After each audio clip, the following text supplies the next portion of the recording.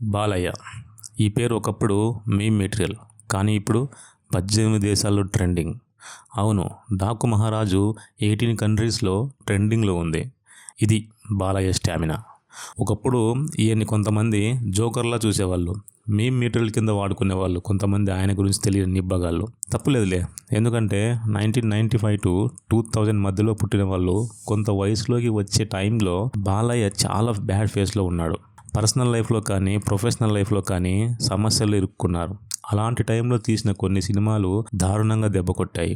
ఎంతలా అంటే die hard fans కూడా నవ్వుకునే అంతలా. మరి వాటికి కారణం ఎవరు అంటే ఏం చెప్తాం? అలాంటి స్టోరీస్ రాసిన రైటర్స్ అనాలా, లేక అలాంటి చెత్త సినిమాలు తీసిన డైరెక్టర్స్ అనాలా, లేక అలాంటి స్టోరీస్ని ఓకే చేసిన బాలయ్య అనాలా? ఎవరిని ఏమనలేం. కానీ 95 to 2000 మధ్యలో జన్మించిన వాళ్ళకి బాలయ్య స్టామినా ఏంటో సింహ సినిమా వరకు తెలియలేదు.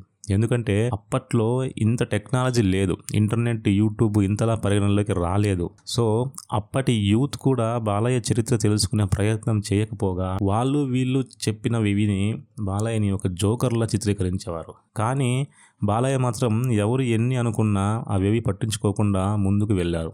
కాబట్టే ఇవాళ ఈ స్థాయిలో ఉన్నారు. నాకు తెలిసి ఈ వయసులో కూడా ఇంత యాక్టివ్గా సినిమాలు చేస్తూ కంటిన్యూ హిట్స్ కొడుతున్న ఏకైక senior heroine Indian film industry అంటే అది మన బాలయ్య ఒక్కడే. అందుకే శ్రమే ఫలి అన్నారు పెద్దలు. నువ్వు శ్రమిస్తూ పో, ఫలితం నీ వెంటే వస్తుంది. అంతేకాని ఫలితం కోసం ఎప్పుడు కష్టపడకు. కష్టపడు, ఫలితం అదే వస్తుంది.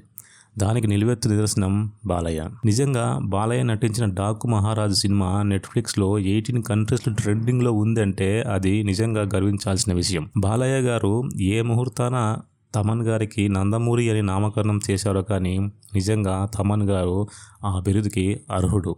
తమన్ గారి మ్యూజిక్ కూడా ఈ సినిమా మరో రేంజ్కి వెళ్ళేలా చేసింది. జపాన్, చైనాలో కూడా దబిడి దిబిడే సాంగ్కి రీల్స్ చేస్తున్నారు అంటే ఇక తమన్ మ్యూజిక్ ఇంపాక్ట్ ఏంటో మీరే అర్థం చేసుకోండి. ఇది ఇవాళ వీడియో. రేపు మరో వీడియోతో కలుద్దాం. ఈ వీడియో మీకు నచ్చినట్లయితే లైక్ అండ్ షేర్ చేయండి. అలాగే నా ఛానల్ సబ్స్క్రైబ్ చేసుకోండి. Thank you.